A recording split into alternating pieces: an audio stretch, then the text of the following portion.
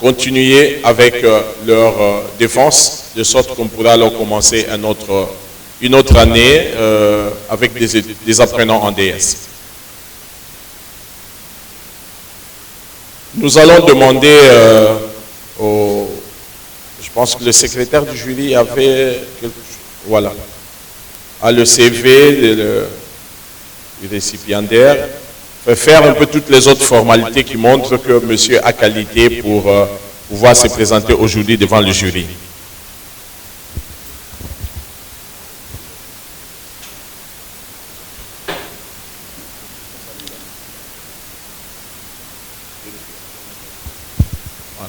Ok, donc c'est le président du jury qui va le faire.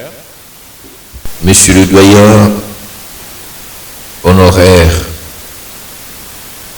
professeur Nguya Dila Malingana, chers collègues, monsieur le doyen de la faculté de droit de l'université de Kinshasa, en notre qualité du président du jury nommé par décision rectorale numéro ULK bar CC bar REC bar BN bar LI numéro bar 018 bar 2020 du 22 décembre 2020, les membres ci-dessus ont été nommés donc membres du jury. Professeur Julie Singikili Jacques, président. Professeur Tumba Moussouka Zakari, secrétaire. Professeur Nguya Dila Malingana, directeur, promoteur. Professeur Issambo Kangeche Jean-Louis, co-directeur. Professeur Lumbika Lando Richard, membre. Professeur Loatan Tamboué, membre suppléant.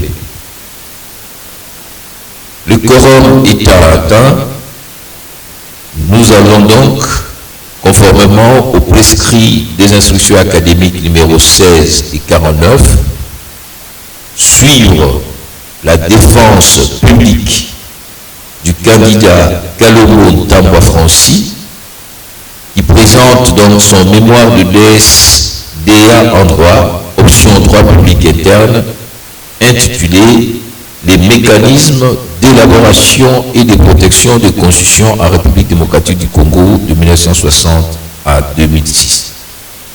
Sans plus tarder, je vais donner la parole au secrétaire du jury pour présenter le candidat qui est en face de nous. Monsieur le professeur, je vous en prie. Merci, Monsieur le Président. Le récipiendaire Kalombo Ntambwa Francis, fils de Tchani Ndaya Barthélémy et Mbouli Kalombo, dans le secteur de Tchilamba, en Ngandajika, en province de Lomami. Il est de nationalité congolaise. Il a fait ses études primaires à l'Athénée de la Gombe et a obtenu un certificat en 1976, a fait des humanités de banque physique à l'Institut Makele à Bandalungwa. Il est titulaire d'une licence en sciences politiques et administratives de l'Université pédagogique nationale avec comme mention grande distinction, d'une licence en droit public interne de l'Université libre de Kinshasa avec comme mention distinction. Il est resté apprenant en DEA jusqu'à la suspension à l'UPEL en 2012 et est venu en DEA à l'ILK entre 2012 et 2014. Entre autres formations Il a des capacités élevées en informatique, en anglais et en assistance managériale. Avant même d'aller en DEA, il est auteur comme certains de nos collègues. Appel à la jeunesse en 2004, les régimes politiques congolais et français publié chez Harmattan en 2011 et l'analyse de la forme de l'État consacrée dans la Constitution du 8 février 2006, telle que modifiée à ce jour comme article dans Rubuto numéro 23 en 2012.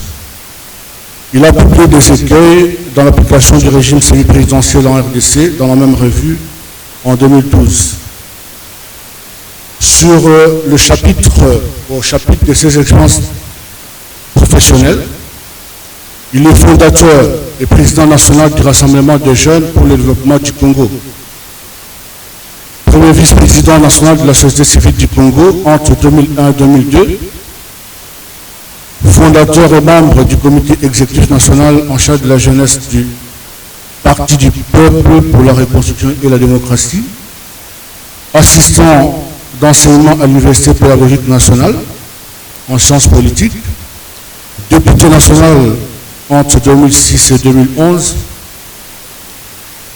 avocat au barreau de Kananga depuis 2013, chef de travaux à l'Université pédagogique nationale depuis 2016, conseiller en charge du processus électoral et porte-parole adjoint du président national du mouvement politique Ensemble pour le changement, fondateur du parti politique Ensemble pour la République, et il a participé à plusieurs rencontres politiques et scientifiques. Il connaît le monde entier, tous les 5 continents. Il pratique l'anglais, le français, le lingala et le tsholuba. Voilà, Monsieur le Président, je vous rends la parole, le récipiendaire étant suffisamment présenté.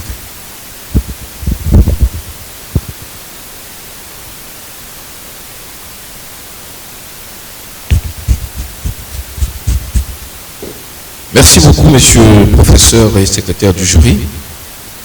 Nous venons donc de suivre la présentation sommaire du candidat qui est en face de nous. Nous allons donc commencer avec l'autorisation du doyen Guyandila et du doyen Jean-Louis Sambo. Le preuve de défense de notre mémoire. Cette épreuve comprend 3 étapes. Nous allons commencer d'abord par l'exposé oral, va de soi, du candidat qui va nous donner la quintessence de son travail qui porte donc sur les mécanismes d'élaboration et de protection des constitutions de la République démocratique du Congo de 1960 à 2006. Il dispose à cet effet de 15 minutes. Nous pourrons tolérer qu'il arrive à 20 minutes, mais s'il expose en 15 minutes, ce sera une bonne chose. Après l'exposé, nous allons suivre les observations, éventuellement les questions des membres du jury. Chaque membre du jury aura 10 minutes, mais on pourra aller à 15. Nous commencerons par le secrétaire du jury, les professeurs secrétaires du jury.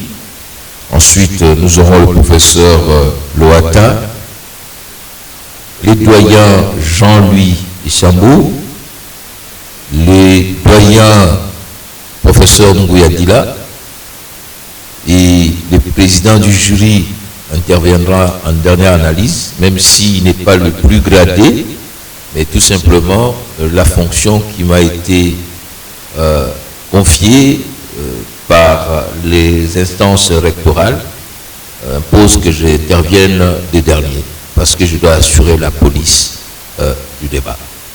Sans plus tarder, nous donnons la parole au candidat Francis Kalongo Tambwa.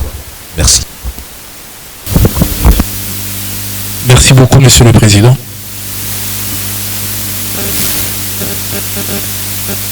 honorable président du jury, honorable membre de la composition, distingués invités à vos titres et qualités respectifs, chers auditeurs,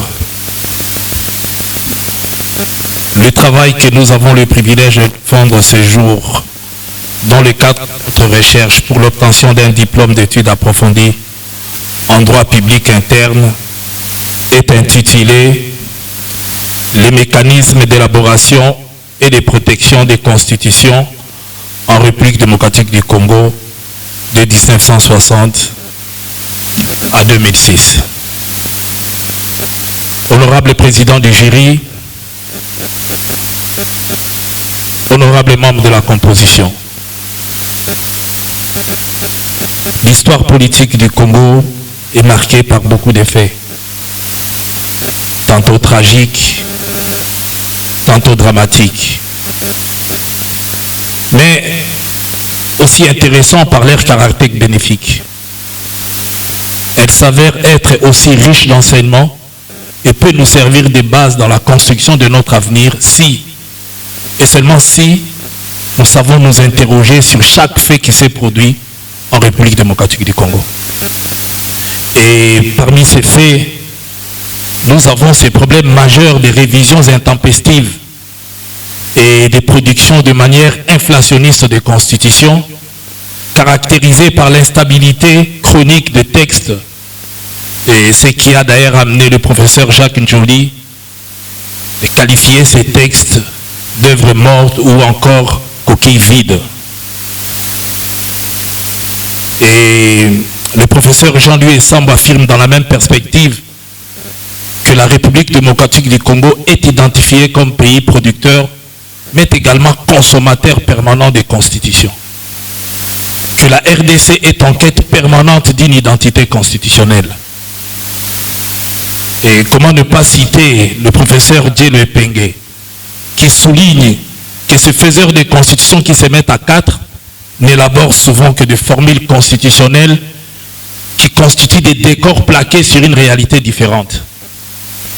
Une constitution qui n'est pas enracinée dans la psychologie d'un peuple ne peut résister aux fluctuations de la vie politique. Et à cet effet, pour le professeur Dielo, une constitution doit traduire les aspirations profondes et légitimes de la population. Et d'ailleurs, le professeur Jacques Njoli considère la constitution comme étant une expression philosophique et politique d'une communauté, d'une unité politique enracinée dans un ensemble culturel. Bien que certains juristes et politologues, à l'instar du professeur Faustin Moulambo, qui la considèrent comme un compromis entre les acteurs politiques en présence. Honorable président du jury, honorable membre de la composition, pour ce faire, saisir l'évolution constitutionnelle de notre pays en ressortant le mécanisme ayant sous-tendu l'élaboration de chaque texte constitutionnel ainsi que son pouvoir constituant originaire à la lumière de la doctrine admise présente un intérêt indéniable, que ce soit sur le plan théorique que sur le plan pratique. Honorable président du jury, honorable membre de la composition, notre préoccupation à travers cette étude consiste à ressortir le mécanisme ou procédé d'élaboration de ces différentes constitutions ainsi que le procédé de leur protection et considération faite du respect des limites imposées au pouvoir de révision. En d'autres termes, nous voulions savoir comment est-ce que ces différentes constitutions ainsi élaborées peuvent être protégées au-delà des mécanismes classiques. Honorable président du jury, honorable membre de la composition, il convient de souligner que cette analyse a exigé une approche méthodologique pluridisciplinaire en vue de saisir la portée de ces différents contours. À cet effet, nous avons utilisé les méthodes historiques, comparatives et juridiques. Pour comprendre et expliquer l'inflation constitutionnelle qui a caractérisé l'histoire politique de notre pays, la méthode historique nous a permis de fouiller dans notre patrimoine historique et nous a aidé à établir le lien de causalité entre la production des constitutions et les événements politiques, de saisir les raisons qui ont milité à cette situation. Et la méthode comparative nous a permis d'expliquer et de comprendre par une certaine comparaison notre propre appréciation des choses sur base de considérations théoriques telles que développées par un certain nombre d'spécialistes ainsi que les expériences vécues sous d'autres cieux. Et la méthode juridique, étant donné que cette étude a une double portée politique et juridique, et la méthode juridique incontournable nous a permis d'appréhender la portée juridique de chaque disposition des constitutions sous étude, tout en les intégrant dans leur contexte politique et historique. Honorable président du jury, honorable membre de la composition, à ces méthodes, nous avons utilisé une diversité de techniques pour obtenir des informations relatives à la recherche. C'est ainsi, pour notre recherche, la technique documentaire et la technique vivante comprenant deux grands moyens de recherche, à savoir l'interrogation et l'observation participative, ont été utilisés pour la récolte des données. La première nous a permis d'exploiter les différentes documentations écrites, supports magnétiques, internet, webographiques, alors que la seconde nous a fourni des informations sur base de l'observation que nous faisons de la République démocratique du Congo en tant qu'acteurs politiques et chercheurs. Honorable président du jury, honorable membre de la composition, la synergie de toutes ces méthodes et techniques nous ont permis de répondre à la question qui constitue le trame de notre point de vue s'agissant de mécanismes, à notre avis, importants, si pas pour éradiquer, mais pour limiter les risques de violation des constitutions par le pouvoir dérivé au moment de sa révision. Honorable président du jury, honorable membre de la composition, pour des raisons de concision et de précision, nous avons délimité notre travail dans le temps et dans l'espace. Dans le temps, nous avons pris soin de cerner la problématique des constitutions depuis l'avènement de notre pays à l'indépendance jusqu'en 2006 avec l'avènement de la Constitution de la Troisième République. Et dans l'espace, l'étude a porté sur un aspect de l'histoire politique de la République démocratique du Congo. Et il ne s'agit pas d'une étude comparée, même si cela peut être possible. Elle n'a pu intervenir que dans le cadre de la République démocratique du Congo, au regard des positions des différents spécialistes. Et l'histoire des autres États africains est venue seulement se superposer en vue d'enrichir l'évolution congolaise. Afin de comprendre la dimension analytique de cette étude, nous avons pris soin de structurer notre réflexion en deux chapitres comprenant chacun deux sections. Le premier chapitre a porté sur les mécanismes d'élaboration des constitutions de la République démocratique du Congo. Le deuxième chapitre, par contre, s'est penché sur les mécanismes de protection de ces constitutions. Honorable président du jury,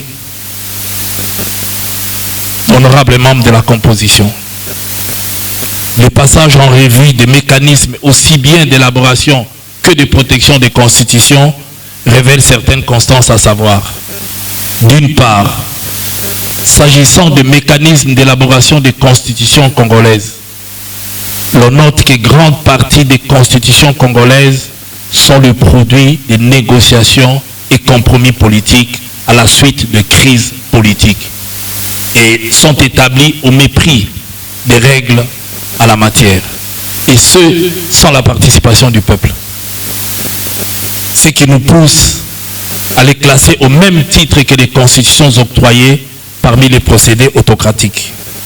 Tandis que celles qui bénéficient de la sanction populaire par voie du référendum, étant donné son caractère imparfait, paraissent plus inadaptées qu'aux premières catégories et donnent lieu à des révisions intempestives.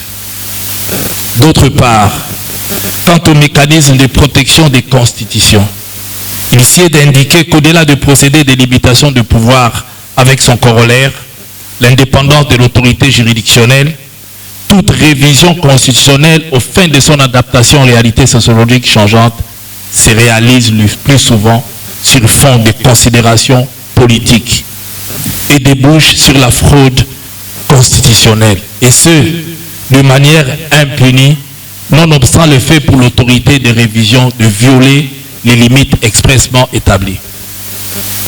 De ce qui précède, il nous semble indiquer à notre avis qu'un contrôle de constitutionnalité d'une loi constitutionnelle, à l'instar de juges constitutionnels maliens et béninois, avec comme sanction la non-promulgation d'une loi constitutionnelle non conforme à la Constitution, serait la garantie tant pour la protection de la Constitution comme pacte social que de sa stabilité pour le fonctionnement harmonieux des institutions de l'État. Toutefois, il convient de relever que toute loi de révision qui est l'œuvre du peuple fait par voie référendaire bénéficie de l'immunité constitutionnelle. Honorable président du jury,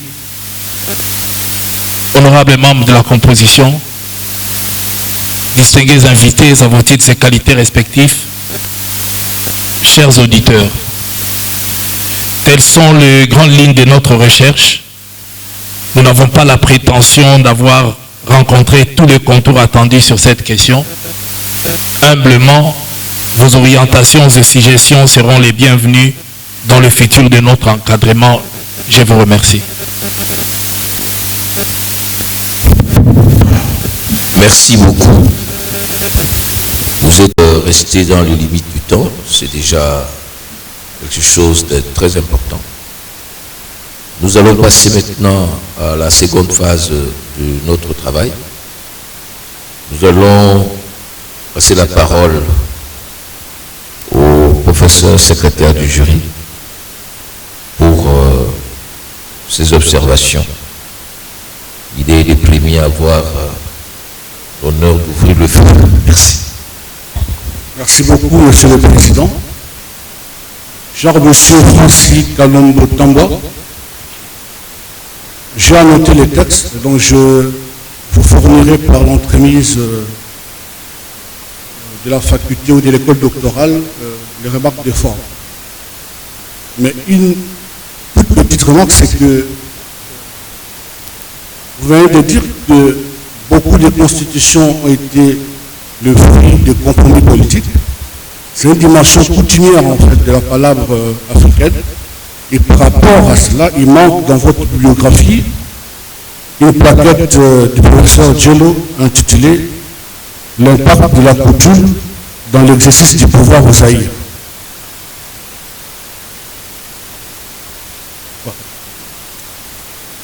J'en viens à mon regard sur le travail. Le sujet traité est, on doit l'avouer, à la fois intéressant et utile. La problématique est présentée autour de deux axes. L'un portant sur les mécanismes et procédés d'élaboration des différentes constitutions et l'autre sur les procédés pour la protection de ces constitutions, particulièrement sur le respect des limites imposées au pouvoir constituant dérivé. La réflexion est donc centrée sur la protection de la norme constitutionnelle au-delà des mécanismes classiques. Pareille analyse revêt un intérêt particulier dans le contexte de l'instrumentalisation de la norme constitutionnelle par le pouvoir politique. Au Congo, certaines révisions opérées sont apparues comme de nouvelles constitutions, vous l'avez affirmé, et se sont réalisées en marge de la procédure de révision. Ces amendements anticonstitutionnels traduisent donc l'inefficacité des mécanismes de protection de la Constitution. C'est à ce titre que vous êtes favorable à l'institution d'un contrôle de l'ordre constitutionnel. Cependant, si la recherche présente un intérêt particulier, la réflexion que vous portez pourrait bien manquer d'originalité en raison de l'inflation de publications sur les domaines, à la fois au niveau de l'Afrique et du Congo. Ces réflexions doctrinales proposent généralement la consécration d'un contrôle juridictionnel de la révision constitutionnelle. Mais que l'on puisse prévoir cela dans une constitution ne signifie pas que la constitution est sécurisée. Car en fait, il y a une problématique supérieure qui est celle de l'éthique dans la fonction du juge. Vous venez de voir il y a quelques jours la Cour suprême des États-Unis, sans être en matière de contrôle de constitutionnalité, dont la configuration a été forgée par Donald Trump, n'a pas pu les protéger par rapport à ses ennemis avec le fisc américain. Donc le problème, c'est peut-être un problème supérieur qui va au-delà des textes pour plonger dans l'éthique du juge. Il y a quelques années, à la faveur des élections jugées démocratiques au Kenya par John Kerry, le président de la Cour suprême du Kenya a considéré que ces élections devaient être reprises. Mais une autre manière de donner de l'originalité au travail, c'est dans l'approche. Et donc, la méthode comparative est assez intéressante. Mais lorsque l'on lit, on réalise effectivement que c'est peut-être aussi le rythme de travail. Donc, le travail devait être défendu, on stoppe et on revient. On aurait pu voir l'exemple de la Guinée d'Alpha Condé, la Côte d'Ivoire d'Alassane Ouattara, du Congo-Brazzaville de Denis Sassou Nguesso, aux besoins de l'Ouganda de Yoweri Museveni et du Rwanda de Paul Kagame. Et donc, on peut redouter que les solutions que vous proposez dans le travail aient besoin d'être reconsidérées pour l'avenir, pour vous démarquer suffisamment de la dimension classique de la question, qui aurait comme réponse l'intégration dans la Constitution d'un mécanisme de protection par le juge constitutionnel.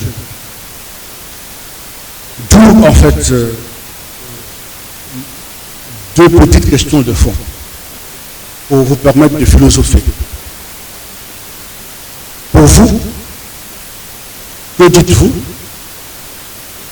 En quoi votre dissertation se distingue-t-elle suffisamment des études précédentes sur la question? En quoi votre dissertation se distingue-t-elle suffisamment de précédentes études sur la question? Mais une manière de faire, si jamais vous n'avez pas pu le faire, c'est de dire comment dans l'avenir vous comptez vous démarquer fondamentalement. Généralement, un travail de master, c'est un travail en transition. Et la deuxième question, était-il possible en 2006 de forger une constitution enracinée dans la psychologie du peuple congolais?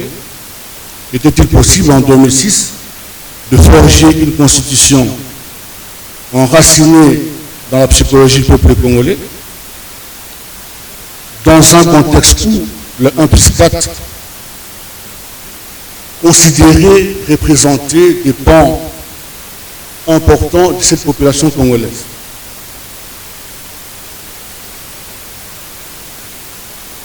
J'ai dit, Monsieur le Président, je vous rends la parole. Merci beaucoup, Monsieur le professeur Louis Kalandou, Richard. Monsieur Francis Kalobo Tamboué, vous venez de suivre les observations de forme du professeur Lubika, les questions épistémologiques et méthodologiques liées notamment au livre limites dans l'utilisation de l'approche comparée, mais surtout, dans le fond, les deux préoccupations que vous avez, j'espère, notées, la question de l'originalité de ce travail, de cette thèse, il faut l'appeler ainsi, par rapport aux travaux existants.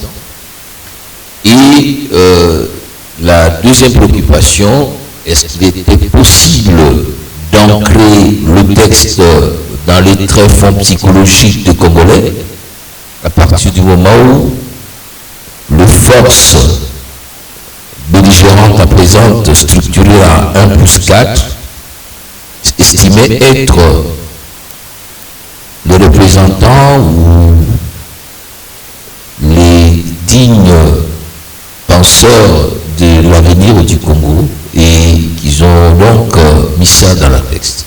Ce n'est qu'une manière de donner un petit résumé de ce qu'il a dit, mais les questions sont les siennes. Maintenant, nous attendons vos réponses. Merci beaucoup, Président Duchéry. Merci beaucoup, cher professeur. Vos observations, elles sont vraiment pertinentes. J'en tiendrai compte justement pour la suite du travail, puisque nous sommes qu'à une période charnière, comme vous l'avez bel et bien souligné, puisque l'ambition, c'est d'aller au-delà, si bien sûr vous me l'autorisez. Et maintenant, ce qui est réel aussi, ce qui est vrai, c'est que le travail a commencé. Il n'y avait pas encore les modifications qu'on a connues au Congo-Brazzaville, au Rwanda, tout comme ailleurs. Et effectivement, c'est ce qui est la préoccupation que nous avons aujourd'hui.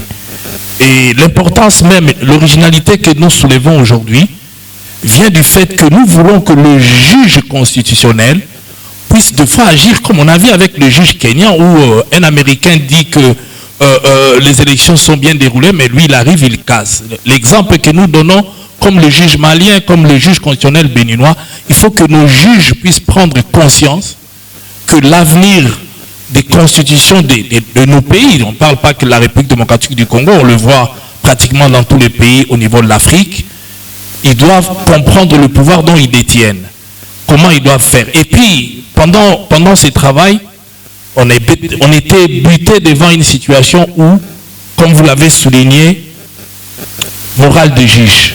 Aujourd'hui, nous voyons même la composition de la Cour constitutionnelle, le combat que nous vivons aujourd'hui, des nominations même des membres de la Cour constitutionnelle.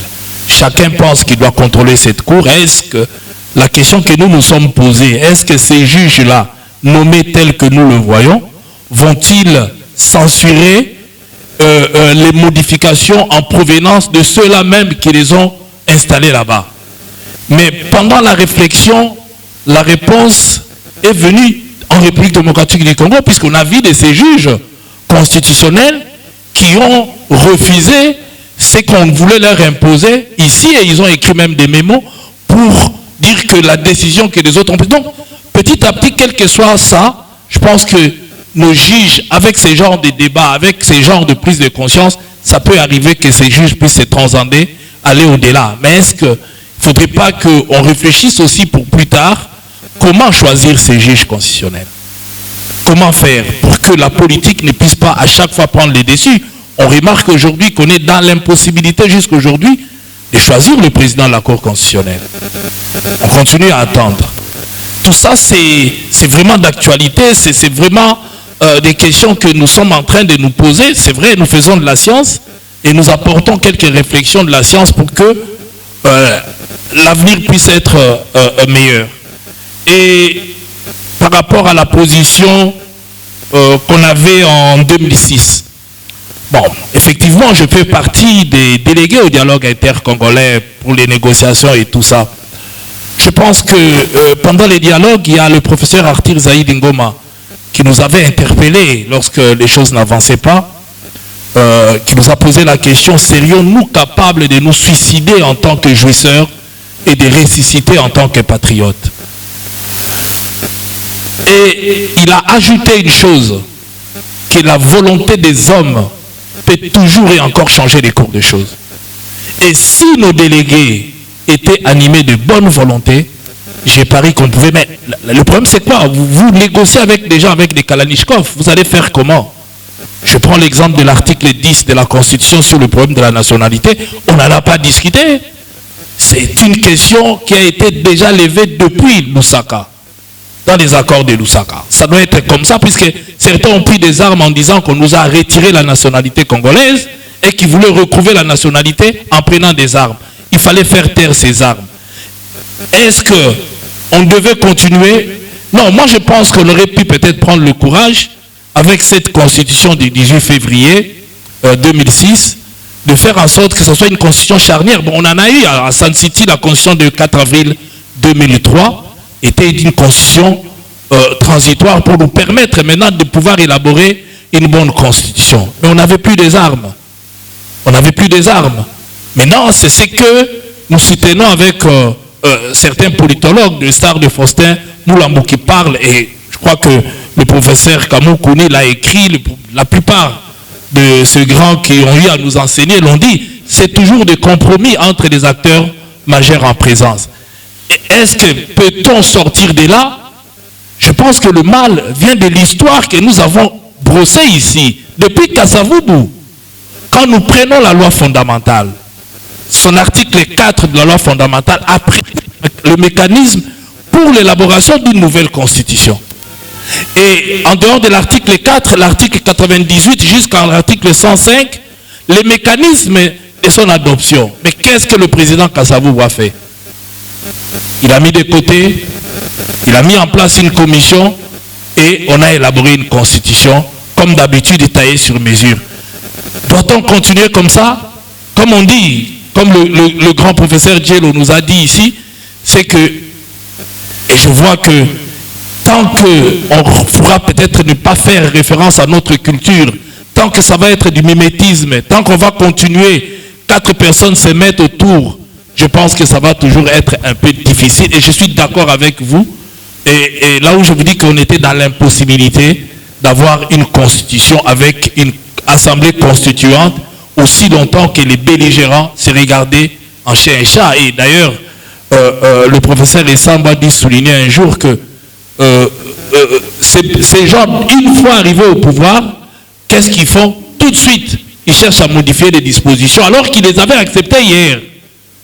Et on a vu ici, une fois les élections passées, une fois la pression diminuée, eh bien, en 2011, on a modifié la Constitution à peine entrée en vigueur pour favoriser telle ou telle autre personne. Le temps qui vous est imparti, c'est à chaque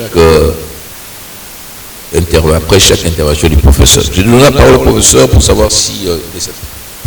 Merci beaucoup. La suite viendra. Merci. Je vais passer respectivement la parole au professeur Loatan Tamboué. Merci, Monsieur le Président. Je connais le récipiendaire Kalumbo parce que je l'ai eu comme apprenant en 3e cycle ici, à l'ILK. C'est vraiment un travailleur. Pour preuve, il est même descendu en France pour travailler sur la famille de Montesquieu afin d'en savoir davantage. Donc c'est un intellectuel curieux et travailleur. Sur ce travail, je constate qu'il y a des éléments intéressants.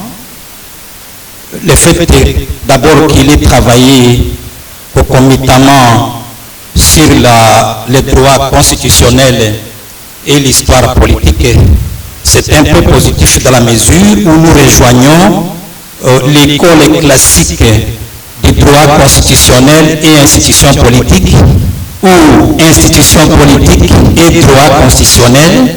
D'autres disent droit constitutionnel et sciences politiques, comme chaque Donc, c'est une démarche qui entre dans le cadre de l'école classique. Il faut aussi saluer le fait que l'auteur de ce travail ne s'est pas contenté de citer les auteurs occidentaux qui nous ont formés. Ce travail montre que nous avons aussi des savants au Congo, et notamment des savants du droit constitutionnel. Ces savants ont une place importante dans sa bibliographie. C'est une forme de décolonisation mentale. Troisième élément, il a eu quand même le courage de construire la typologie d'élaboration des constitutions autocratiques d'un côté et des constitutions qui reposent sur les référendums. C'est un courage avec tous les risques épistémologiques. Comme remarque avant de passer à mes deux petites questions, je considère qu'il n'était pas judicieux que M. Kalombo n'est pas, même pour des raisons historiques, je sais qu'il a découpé son travail, mais il aurait pu parler un peu de la charte coloniale de 1908. C'est vrai, et lorsqu'on sortira du Congo de Léopoldville, la première démarche, c'était de doter, les parlementaires belges ont doté ce que l'on peut appeler comme la première constitution de ce pays. Bien que ça ne relève pas de la RDC, mais ça a une influence parce que vous avez beaucoup de secteurs de droit, notamment pénal, qui continuent à se référer aux lois, aux règlements de cette période. Donc, il ne fallait pas omettre purement et simplement la charte coloniale de 1908. Enfin, comme remarque, je pense qu'un chapitre sur l'inefficacité des méthodes actuelles de protection de notre Constitution aurait pu apporter quelque chose. Aurait pu apporter quelque chose. Et là, je pose mes deux questions. La première, vous l'avez souligné, nous assistons à une situation d'inflation constitutionnelle ou même de l'hypertrophie constitutionnelle, mais tout en assistant à cette inflation, nous constatons que l'institutionnalisation du pouvoir en souffre toujours en RDC. Pourquoi? Parce que lorsqu'on met fin à une constitution, pour en donner naissance à une autre, c'est qu'on cherche la perfection. On cherche de sortir de la personnalisation. Mais la réalité montre qu'il y a une pesanteur qui fait qu'on n'arrive pas à atteindre au minimum l'institutionnalisation de pouvoir. Lisez notamment Georges Birdo. La deuxième question, je me réfère au passage de votre ouvrage à la page 200.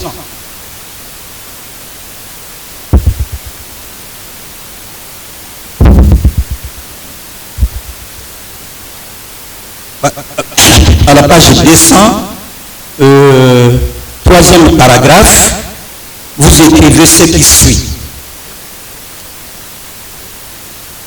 Et c'est, virgule, sans participation du peuple, ce qui nous pousse à les classer au même titre que les constitutions octroyées parmi les procédés autocratiques, tandis que celles qui bénéficient de la sanction populaire par voie du référendum étant donné son caractère imparfait, paraissent plus inadaptées aux premières catégories précitées et donnent lieu à des révisions intempestives.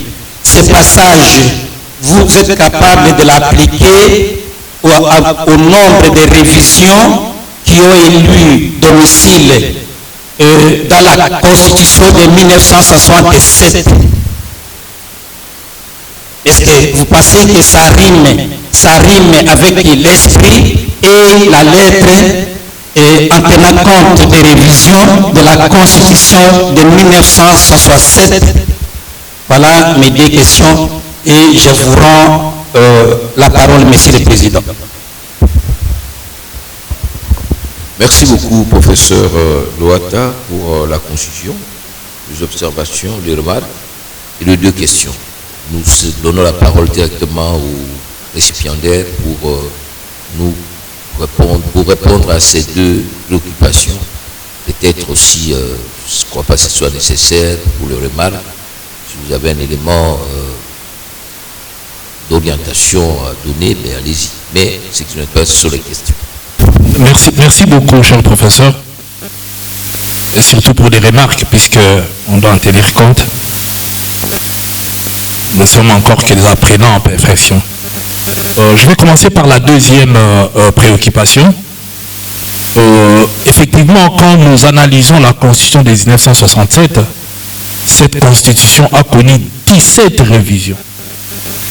Et dans ces 17 révisions, il y en a deux, puisque vous constaterez qu'à plus de 60 ans d'indépendance, les débats continuent dans les salons pour savoir combien de constitutions la République démocratique du Congo a connu. On n'arrive pas à se mettre d'accord.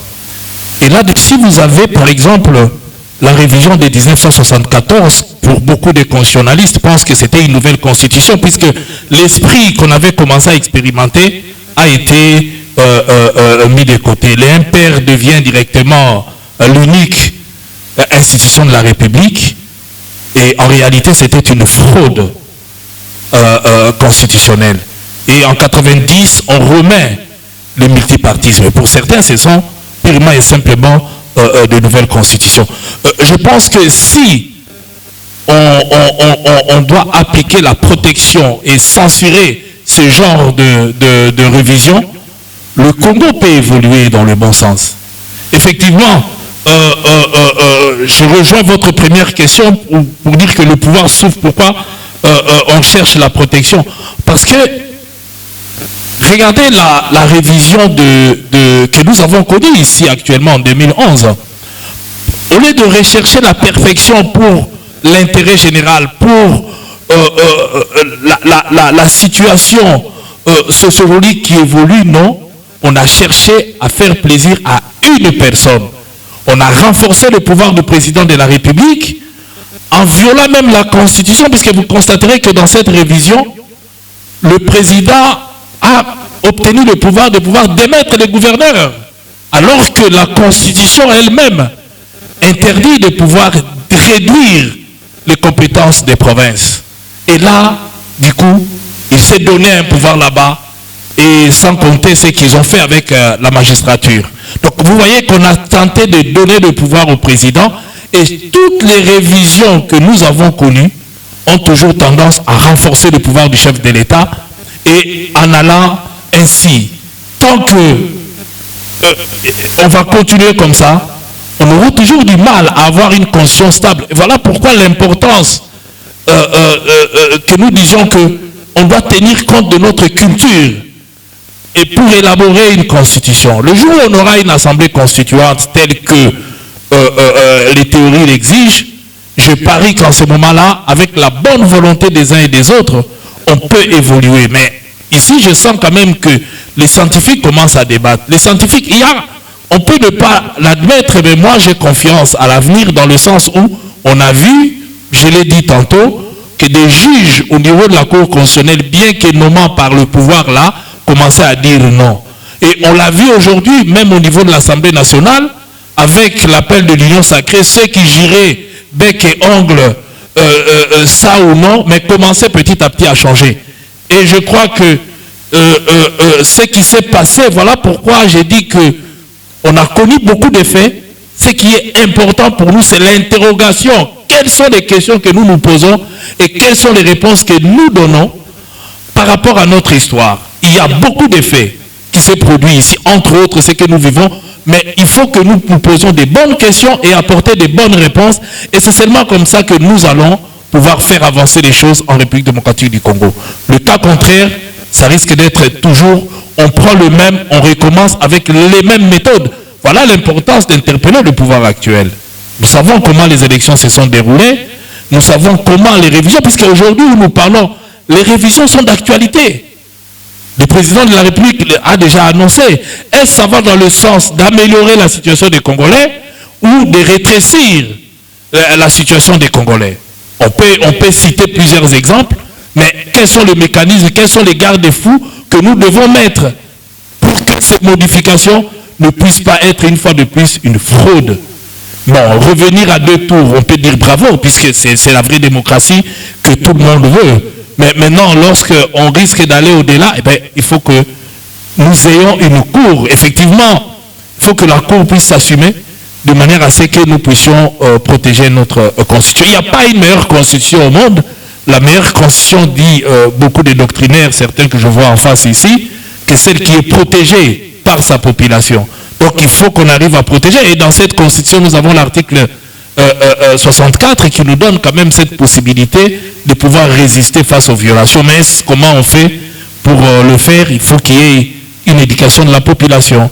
Et nous devons aussi protéger nos constitutions quant au pouvoir même de cette même constitution, au droit même de cette constitution. Merci beaucoup. Monsieur le Président, merci pour la parole. Pour avoir été le co-directeur de cette étude,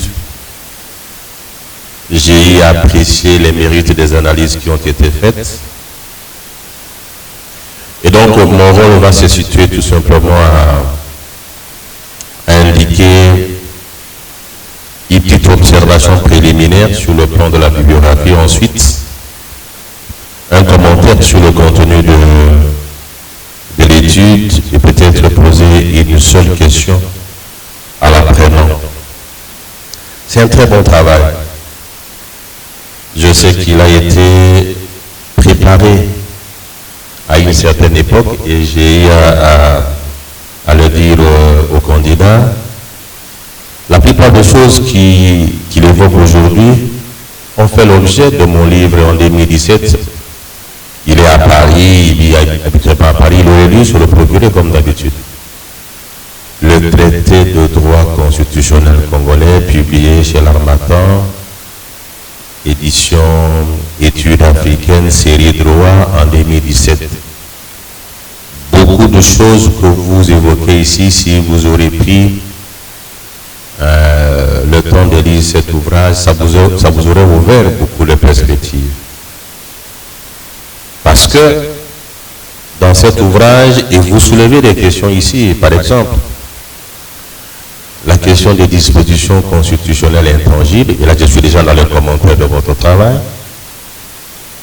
la question du bloc de constitutionnalité, parce que vous convoquez le juge constitutionnel à être audacieux, et j'aurais souhaité, si le jury accepte votre travail, que vous abordez peut-être en thèse la question même du bloc de constitutionnalité. Parce qu'on ne peut pas parler de la protection de la Constitution par le juge sans savoir ce que le juge doit sanctionner et ce qu'il ne doit pas sanctionner.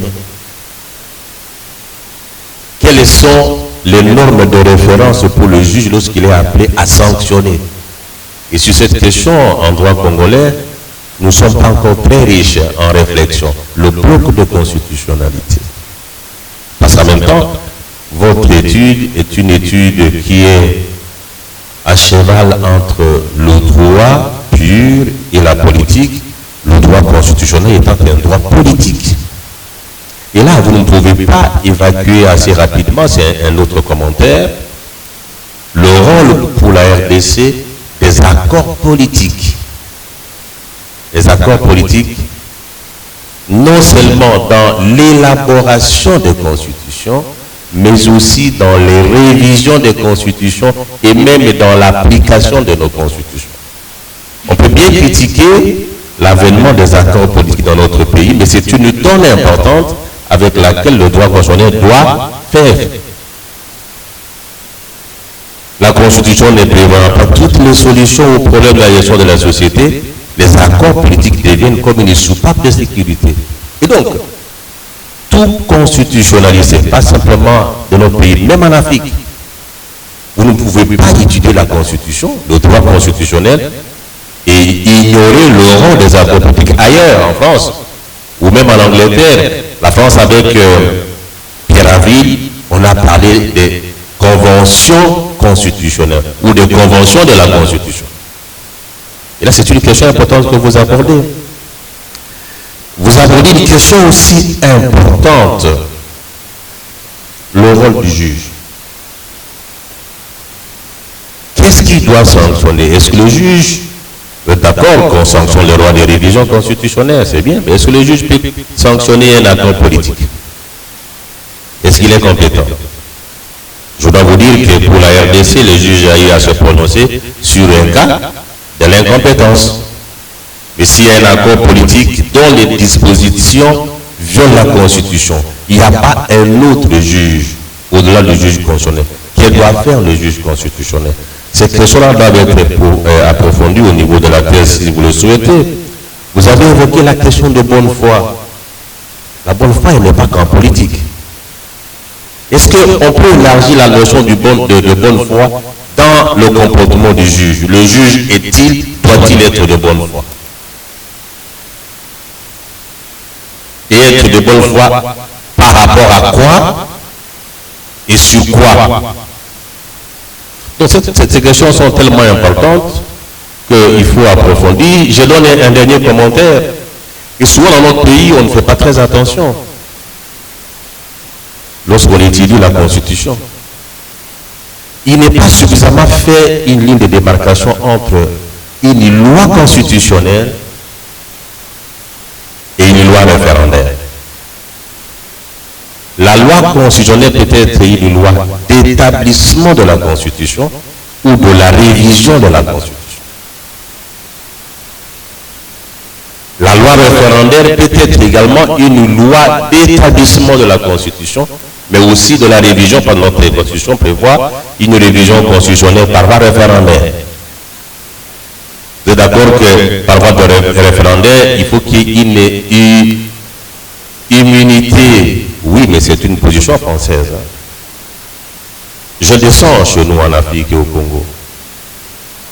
Généralement, les hommes politiques, lorsqu'ils accèdent au pouvoir, d'abord avant d'accéder au pouvoir, le mot qu'ils utilisent abusivement, je vais finir par là, c'est que quand j'accède au pouvoir, je vais engager des réformes. Le mot, c'est les réformes. On ne vous dit pas de quelles réformes ça va être fait. Lorsqu'ils arrivent au pouvoir, les premières réformes ne sont pas des réformes en droit civil, ni en droit commercial, ni en droit pénal.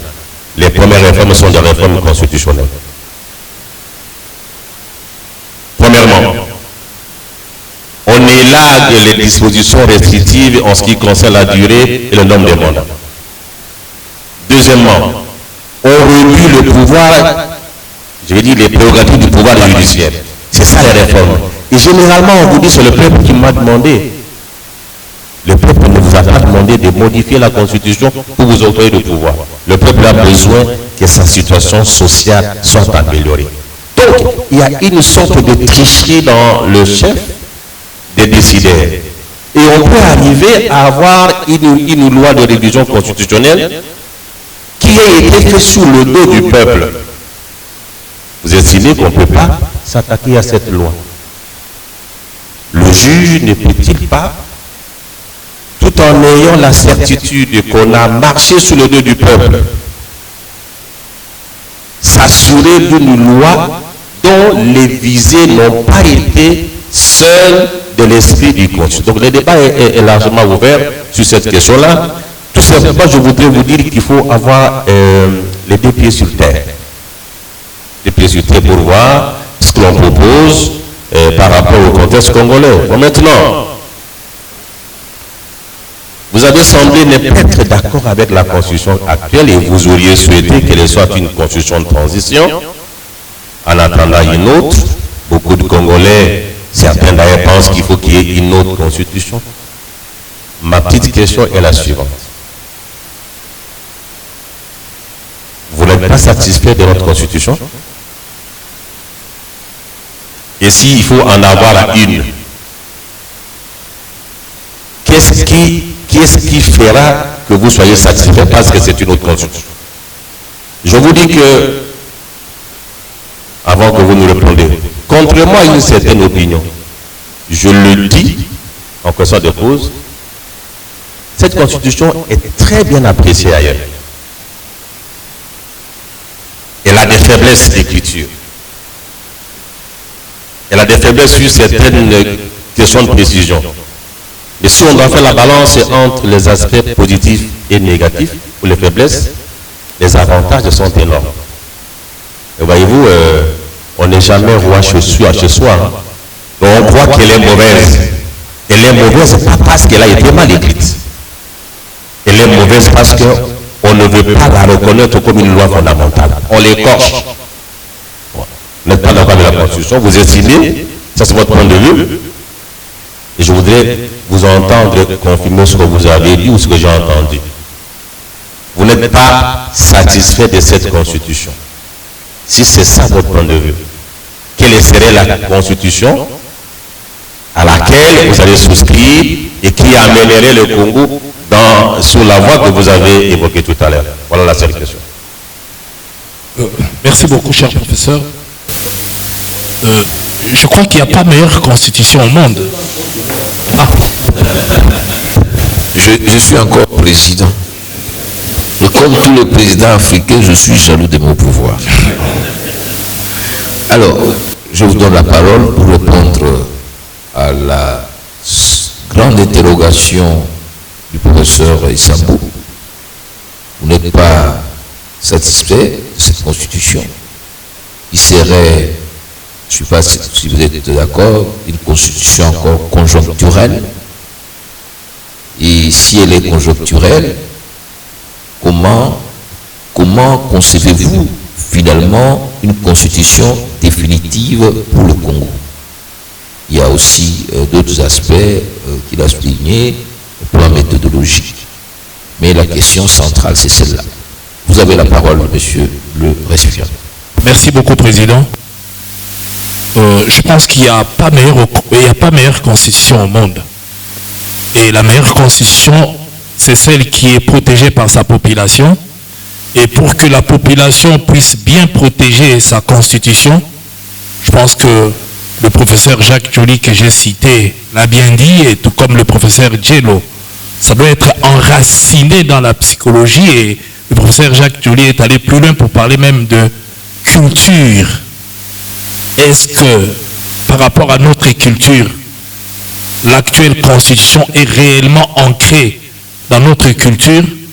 Je pense qu'il y a beaucoup de choses à faire. Il serait souhaitable que, quand vous prenez cette même constitution, on a l'impression que cette constitution n'agit qu'au niveau des grandes villes, alors que lorsque nous descendons, la constitution reconnaît même le pouvoir au niveau de collectivités, au niveau de nos villages, avec le pouvoir que détiennent nos chefs coutumiers. Je pense qu'on aurait dû tenir compte de notre culture aussi dès le départ, comment est-ce que nous vivions, pour que nous puissions nous approprier une constitution, ça puisse couler facilement. Pour l'Occident, il y a de ces choses qui peuvent aller facilement pour eux, puisque c'est leur culture, c'est leur manière de vivre. Ça ne leur scandalise pas que les hommes se marient entre eux. Par contre, chez nous, ça peut être scandaleux. Est-ce qu'on doit faire du métisme? Je crois qu'il y a aussi beaucoup d'ouverture aussi dans cette constitution qui permet à ce que certains dirigeants puissent naviguer à contre-courant par rapport à l'esprit même qu'on avait de cette constitution. On l'a vu lorsqu'il fallait prolonger le mandat, lorsqu'on n'a pas organisé les élections avec l'ancien président de la République. Comment cette constitution a été interprétée? Est-ce qu'il ne serait pas souhaitable que nous ayons une constitution avec des textes bien définis, ou alors il faut renforcer la Cour constitutionnelle qui peut commencer à amender chaque fois qu'il y a une question, mais avec des décisions bonnes. Bon, je ne dis pas que c'est la meilleure constitution, puisque je ne crois pas, puisqu'il n'y en a pas non plus partout, mais il serait souhaitable que cette constitution, ou une nouvelle constitution qui peut être, qui doit relever de notre culture et pouvoir nous permettre à évoluer. Je ne dis pas qu'il n'y a pas de bonnes choses dans cette constitution. Il y a des bonnes choses, mais à un moment donné, des fois, on est limité à d'autres choses, et ça peut favoriser, comme d'habitude, avec les pièges qu'on a eu, puisque beaucoup de choses ont été taillées sur mesure dans cette constitution. Merci beaucoup. Je sais que les doyens veulent continuer le débat. On va continuer ça dans les couloirs. Et bien, on va organiser une conférence particulière à l'ULK sur la finitude ou sur la continuité de la Constitution du 18 février 2006. Mais je vais donner la parole au vrai doyen, parce que lui c'est un faux doyen. Le vrai doyen ici, c'est le professeur Nguyandila Malengana, notre maître à tous. Merci. Le président du jury. J'ai été désigné pour suivre le travail de M. Kalongo, un travail qui a été commencé avec le défunt professeur Bassoué. J'ai accepté et j'étais content de lire la dissertation au niveau où elle était. Je pense que nous sommes vus plusieurs fois avec le candidat devant nous. J'ai fait des observations. Il a respecté. Mais si je dois intervenir dans un débat de ce niveau, je dois d'abord dire, je dois reconnaître que le débat peut paraître théorique.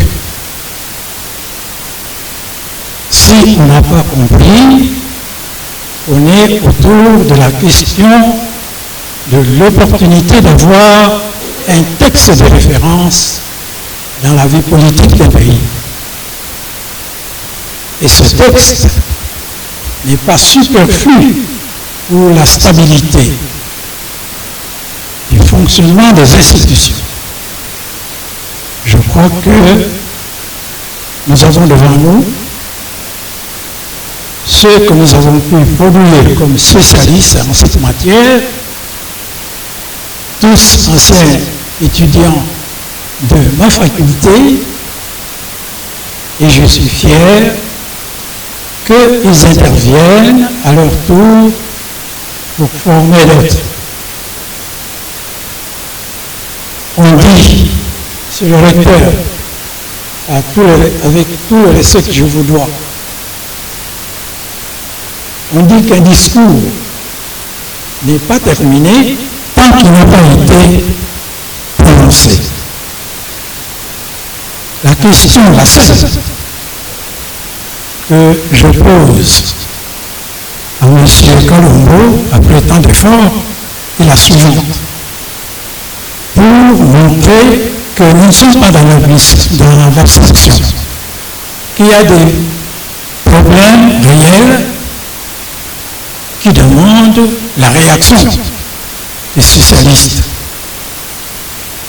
Au mois de novembre, le président de la République fait la synthèse de consultation de tant de personnalités qui ont défilé devant lui. Et j'ai retenu ce passage simplement pour savoir comment vous réagissez. Parce qu'il y a un lien entre cette déclaration, ce compte rendu du président et le travail que vous présentez. Le chef de l'État a dit ceci sur le renforcement de la démocratie et l'état de droit. J'ai noté qu'il faut une loi sur la nationalité afin de permettre aux nombreux concitoyens de la diaspora de conserver, selon le cas, la nationalité congolaise d'origine. En entendant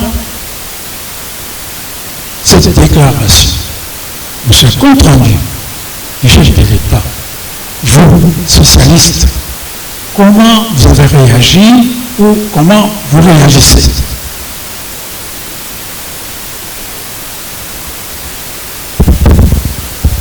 Merci, Monsieur Doyen Boulenga. Monsieur Kalongo, je crois que, comme dans ses habitudes, d'habitude, le professeur Mouyanila est avare de paroles, mais lorsque ces paroles sortent, sont toujours d'une grande profondeur. Il nous a posé une seule question et nous vous donnons la parole pour répondre. Merci beaucoup, cher professeur. Merci, Monsieur le Président, pour la parole accordée. En ce qui me concerne, je pense que c'est quand même très important qu'on arrive à régler cette question, puisqu'il y a trop de tricheries là-dedans. Il y en a qui ont la chance de garder 2, 3, 4 nationalités, mais il y en a d'autres qui n'en ont pas la chance. Et on a vu dans ces pays un premier ministre nommé, et on découvre plus tard qu'il avait encore la nationalité belge, alors qu'il était député, il a œuvré, et en fin de compte, c'était devenu comme une arme pour se régler des comptes. Alors que il gît encore un moratoire qui permettait à ceux-là qui avaient perdu la nationalité congolaise, puisque cette question vient de Lusaka. Moi, j'ai eu l'avantage de participer à tous ces grandes rencontres de négociations pour ramener la paix au Congo. Depuis Lusaka, il s'est posé ces problèmes de nationalité qui étaient devenus très sensibles, et les gens, même au niveau des chambres d'hôtel, ont tenté quand même des échanges qui atteignaient un autre niveau. Et aujourd'hui, nous avons des enfants qui sont nés à l'Europe, pour la plupart des gens, ou d'autres Congolais qui sont en train de briller à travers le monde, qui peuvent rentrer ici au Congo et apporter leurs connaissances de manière à pouvoir aider la République démocratique du Congo à évoluer. On le voit partout, il y a des Congolais. Sauf que ces problèmes de nationalité les bloquent. On constate aujourd'hui qu'on a un peu assoupli les formalités pour des Congolais, ceux qui ont la nationalité étrangère, quand ils viennent aujourd'hui, ils ont leur visa sur place, au lieu de faire des démarches dans les ambassades comme c'était à l'époque. Aller vers ceux-là, pour ceux qui sont des Congolais, et aujourd'hui le monde entier trouve quand même bizarre, parce qu'avec la globalisation, avec la mondialisation, où les gens circulent, et ils le trouvent bizarre, c'est que les Américains, ils peuvent avoir 5-10 passeports, ça ne dérange pas. En quoi ce problème peut être bénéfique pour la République démocratique du Congo? En quoi cette question peut être maléfique pour la République démocratique du Congo? Si ça posait problème pendant les négociations, il faut le dire, c'est à cause du Rwanda. Parce que la plupart de nos compatriotes de l'Est voyaient un afflux de Rwandais entrer chez nous et s'installer et prendre la nationalité en se disant nous sommes des Congolais d'origine et nous y restons. Et sans faire de formalités, et ça créait quand même la peur. Mais nous sommes avec des voisins, ils peuvent rester des voisins et garder, sauf que cet afflux arrive. Bon, moi je suis d'accord avec cette question, sauf que comment nous allons sécuriser aussi notre nationalité par rapport aux voisins qui, en entrant aujourd'hui, nous n'avons pas une pièce d'identité, chacun s'est fait une carte d'électeur et demain il gardera sa nationalité et puis prendre aussi la nationalité congolaise. Comment nous allons faire?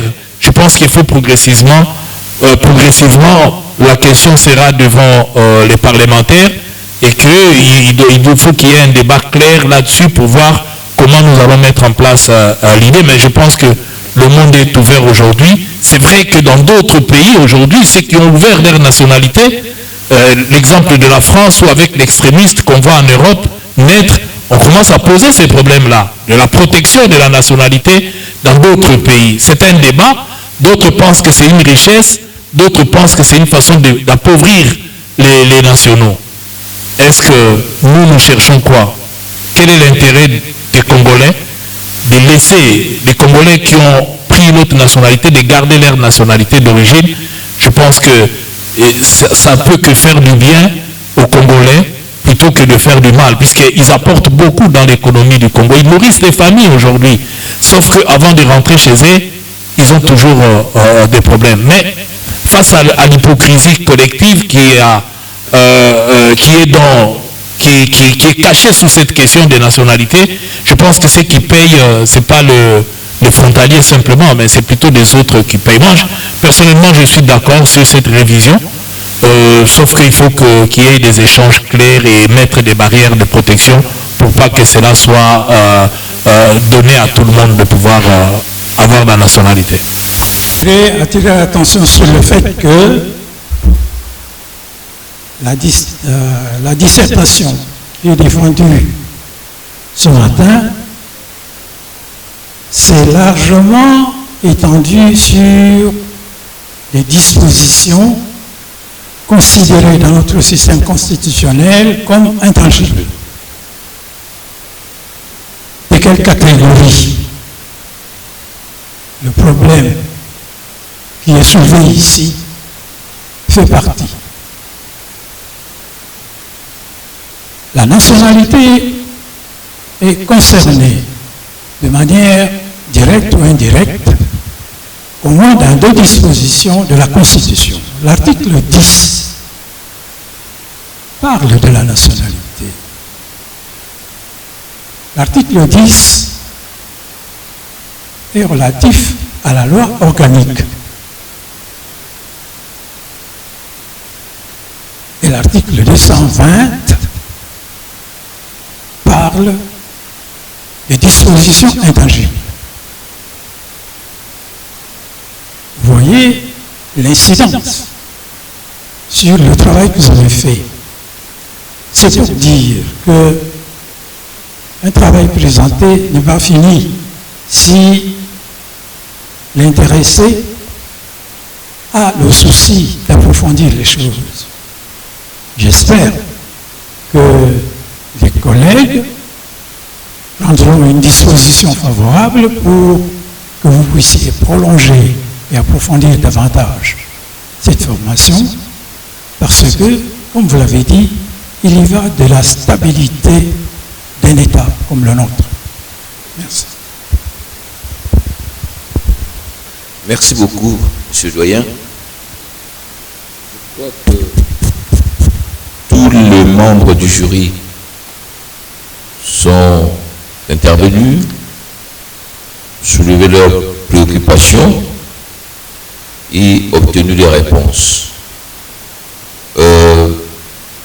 Nous allons maintenant nous donner à nous-mêmes la parole comme membres du jury. Et comme président de ces jurys, donc je suis les garants de l'assurance qualité de ce travail, parce que les gens qui ne viennent pas très souvent dans nos soutenances, qui ne suivent pas le processus d'élaboration et de validation de mémoire ou de thèses, très souvent vont dans les réseaux sociaux pour dire qu'on a donné tel diplôme parce que c'est un diplôme politiquement obtenu. C'est vrai que ça existe, on ne peut pas nier, mais il est important que lorsque on intervient sur ce genre de questions, il faut partir de faits et de données qui sont, n'est-ce pas, accessibles d'ailleurs, comme aujourd'hui, la soutenance est publique. Donc, tout le monde est là. Ceux qui voudront même poser une question, nous allons leur donner exceptionnellement pour que nous sortions tous ici avec le même conviction. Alors, le travail de M. Francis Kalombo Tambwa sur le mécanisme d'élaboration et de protection des constitutions de 1960, c'est un travail intéressant. Comme a dit le professeur Ouyamila, le travail n'est jamais fini, à moins que l'intéressé s'arrête. Et je vous connais, Francis, vous n'allez pas vous arrêter là, je suis sûr. Parce que vous avez commencé par les sciences politiques, mais les droits vous intéressaient, vous êtes venu faire le droit, vous avez eu votre diplôme de licencié en droit, mais ce n'était pas suffisant, vous avez publié ça, les gens parlaient, mais nous savions que la passion de la science était en vous, c'était un feu dévorant que vous avez, et ces feux, rien ne résistera à votre passion de la science, et c'est tout ce qu'il y a de bien dans ce que vous faites, donc nous n'allons que vous encourager. Alors, revenons au travail. D'un très bon travail, d'une grande qualité heuristique, c'est-à-dire sur le plan de l'histoire constitutionnelle et politique, on trouve beaucoup d'éléments explicatifs et narratifs. Vous avez la chance d'être vous-même un acteur politique dans ce pays, donc vous nous avez donné beaucoup d'éléments, mais pas simplement de ce que vous avez vécu. Vous êtes allé jusqu'à la loi fondamentale, trouver de l'histoire. Bon, on n'est pas allé jusqu'à la charte coloniale comme l'avait souhaité le professeur Loata, mais vous avez fait cet effort pour aller dans le très fond historique. Mais justement, lorsque nous prenons votre introduction, vous avez fait l'historique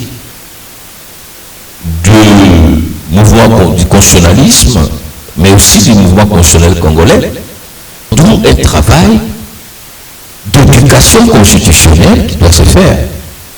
Donc voilà, on va terminer par là. Même moi-même, président, je suis tenu par la discipline du temps. Il est 13h15, donc nous avons dépassé de 15 minutes le temps qui nous était imparti par les doyens de la faculté. Je crois qu'on peut... Voilà, les jurys unanimement vous remercient et nous allons nous retirer pour délibérer, ou bien c'est la salle qui s'est... Monsieur le doyen, je vous en prie.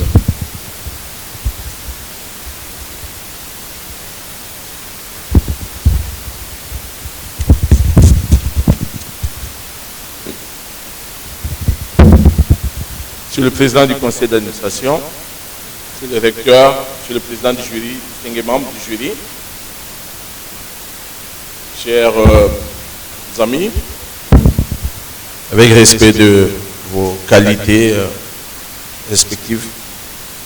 Voilà, un grand exercice est terminé, celui de la défense de ce mémoire de DS.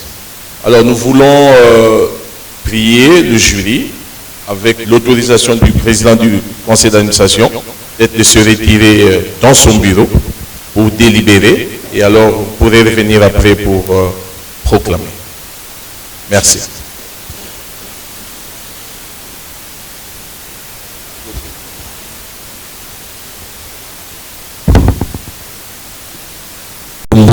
Tamboa Francis.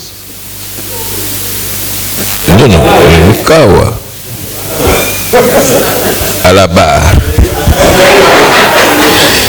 Voilà, le jury nommé par décision rectorale numéro ULK bar CC bar REC bar NLI du 22 décembre, composé des professeurs qui ont été suivi la présentation orale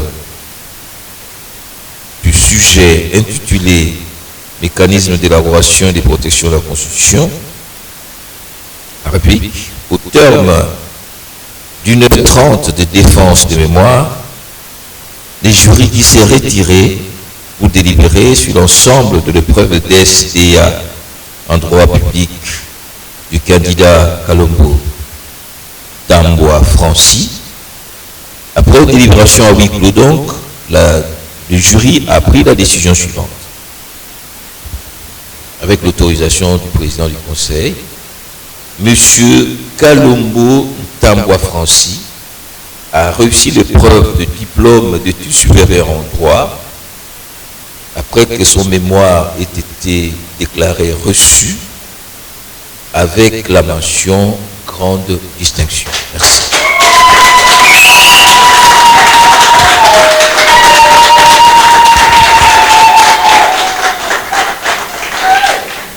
Voilà, nous vous présentons nos sincères félicitations et nous croyons qu'avec le public qui assiste avec nous, vous méritez les applaudissements de la salle. Merci.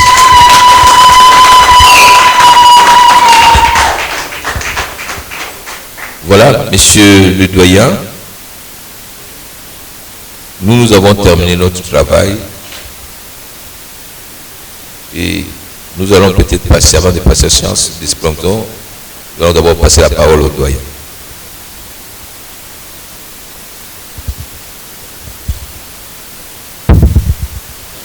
Monsieur le Président du Conseil d'administration, Monsieur le Recteur, distingués membres du jury et chers collègues, je voudrais dire merci à tout le monde, comme je l'ai annoncé au début, en ma qualité de coordonnateur de l'école doctorale de l'Université libre de Kinshasa et doyen de la faculté de droit. C'est pour moi une grande joie que nous ayons repris avec les activités, les études en DS au niveau de l'ULK et la défense de Kalombo de tout à l'heure. C'est un exemple pour dire aux autres qui sont aussi, ou mieux, qui étaient aussi déjà inscrits et qui avaient fini toutes les étapes d'examen et de préparation de mémoire sous des directeurs de cette université, qu'ils puissent suivre pour que nous puissions clôturer cette première série et que nous puissions commencer en cette année académique aussi avec une nouvelle équipe des apprenants en DS. Donc merci beaucoup à tout le monde, merci à tous ceux qui sont venus. Voilà, nous nous reverrons très prochainement. Nous demandons aux membres du jury de patienter un peu et s'il y a quelqu'un qui est là qui peut demander à la de la faculté de droit de venir rapidement pour les questions logistiques. Professeur Anjoli, bonjour. Vous étiez président de membre du jury. Quelle est d'abord votre impression? Francis Kalombo vous a toujours cité parmi de grands professeurs de droit en République du Congo. Quelle est votre impression après cette soutenance? Mais écoutez, nous on a fait un travail d'examen et d'analyse certifiée de travail. Comme nous l'avons dit, nous avons fait des observations de forme, parce que le travail n'est pas fait. Nous avons aussi fait des observations de forme sur la méthodologie, sur les hypothèses, sur la structuration, sur les conclusions et même sur la bibliographie. Donc les jurys s'est retiré, nous avons examiné, nous avons estimé que c'est un travail qui était recevable et qui méritait la mention qui était donnée. Donc c'est une affaire très scientifique et nous avons félicité les jurys. La défense était tenue, donc tout le monde a pu se rendre compte de la qualité du travail et aussi de la maîtrise du sujet par rapport aux récipiendaires. Quelle est la mort scientifique de ce travail? Je crois que nous allons le dire, et nous avons essayé d'avancer, c'est de dire que la plupart des constitutions que nous avons connues dans l'histoire sont des constitutions de compromis, sont des compositions conjoncturelles et qui ne sont pas le produit d'une production démocratique ou démocratique. Ce sont des constitutions qui sont octroyées ou des négociations, ce qui fait que la protection de ces constitutions pose encore un certain nombre de problèmes, parce que lorsque les acteurs politiques constatent que les rapports de force ont changé, ils tiennent à changer les constitutions, surtout s'ils concernent le président de la République. Et par ailleurs, les juges constitutionnels, ils doivent garantir le respect de ces constitutions, n'ont pas encore eu l'indépendance nécessaire pour protéger l'âme, l'esprit et l'écriture de cette constitution. Mais on est dans un processus, déjà c'est pour la première fois que nous avons une constitution qui a fait 15 ans et qui a montré ses limites, mais aussi ses capacités à régenter, à réguler le jeu politique congolais. Merci pour ça. Professeur Sambo, bonjour. Bonjour. Vous êtes reconnu parmi l'un des grands constitutionnalistes. Vous êtes ancien juge constitutionnel. Quelle est votre appréciation et quelle est votre observation en rapport d'abord avec ce travail? Non, je dois apprécier non pas par rapport à ma qualité d'ancien juge de la Cour constitutionnelle, mais c'est en ma qualité de co-directeur de ce travail. C'est un travail qui a été bien élaboré, un travail qui a un contenu suffisamment fouillé et dont on peut trouver un certain nombre de renseignements utiles si on voudrait connaître le fonctionnement de la manière dont nos constitutions ont été élaborées. Et donc, il n'y a pas de doute que ce travail a été reçu avec la mention qui a été celle de la plus grande distinction.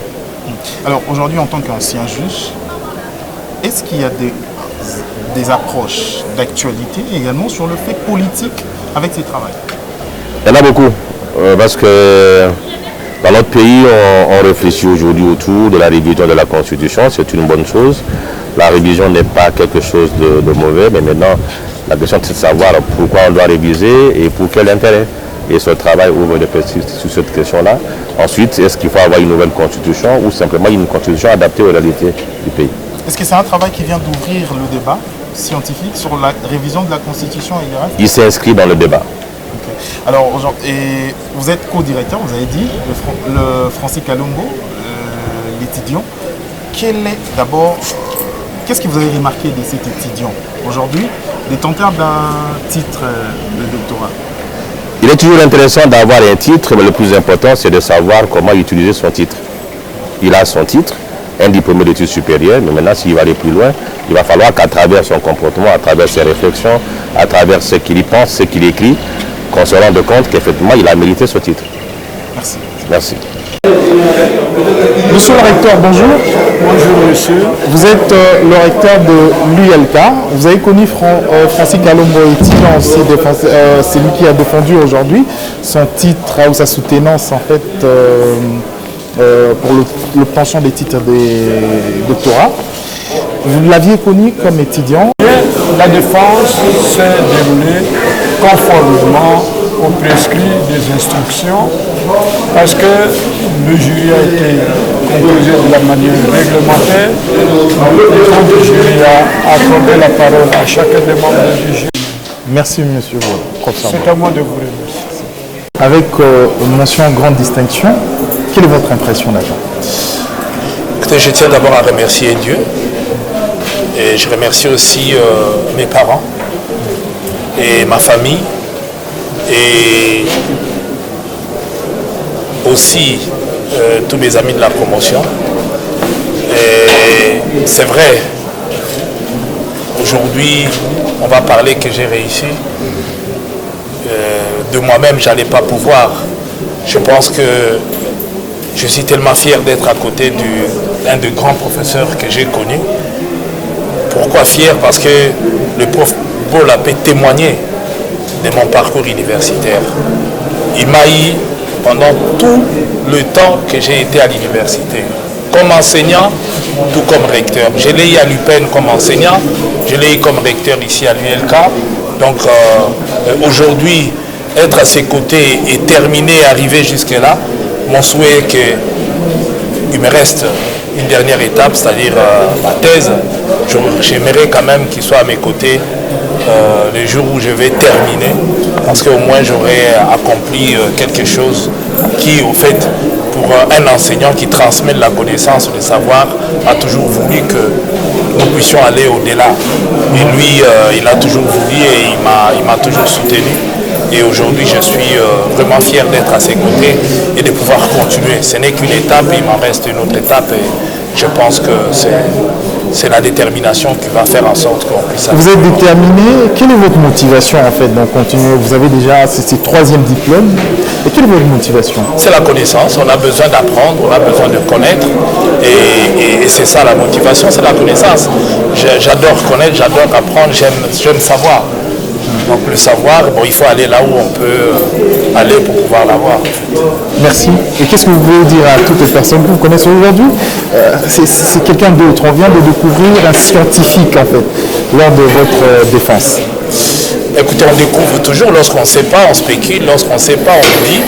Mais lorsqu'on approche la personne, on découvre autre chose. Moi, j'ai un avantage, c'est que j'aime toujours apprendre. En fait, je me fais petit pour apprendre parce que j'ai besoin d'apprendre, parce que je ne connais pas encore. J'ai besoin d'apprendre, j'ai besoin d'aller au-delà. J'ai été fasciné par d'autres intellectuels que j'ai eu à fréquenter et je me suis dit, mais comment faire? Et c'est seulement dans l'apprentissage qu'on peut aller au-delà. Donc, j'aimerais apprendre, j'aimerais continuer à apprendre. Et toute personne qui m'apporte quelque chose, je prends. J'arrête pas. Et à l'université ULK, vous avez un mot à dire à l'endroit des autorités et restes? je pense que je ne peux que les remercier. Je pense que le cadre est bon. Ils ont mis en place un cadre pour permettre aux étudiants de toutes catégories, je pense ici, non seulement aux étudiants qui viennent d'arriver, mais aux aînés aussi qui, pour des raisons X ou Y, n'ont pas eu la chance comme moi de parsever, de parcourir, de continuer mes études, et même en étant adulte, en étant responsable, j'ai décidé de venir et l'ILK a mis en place un système avec le cours du soir pour ceux qui travaillent et de pouvoir se perfectionner. Et ici, la qualité y est, avec de grands professeurs et surtout les bâtiments, l'espace y est, le cadre y est, et le cadre est tellement bien que quand on arrive, c'est vrai, c'est pas Harvard, c'est pas Sorbonne, mais on n'a pas trop de complexes à avoir lorsqu'on est ici, parce qu'on a des grands professeurs qui nous transmettent la connaissance et nous ne pouvons que dire merci et essayer de faire la même chose pour les autres. Donc les cadres, franchement, nous remercions le comité de gestion, le membre, ainsi que les enseignants que nous avons ici à l'ULK. Et nous pensons que Dieu seul peut leur rendre ce qu'il donne aux Congolais, parce qu'on ne peut pas dire aux enfants, puisqu'il y a beaucoup d'adultes qui sont ici, il n'y a pas de honte à avoir, la connaissance n'a pas de limites et on peut continuer à apprendre jusqu'à X. Merci. Merci.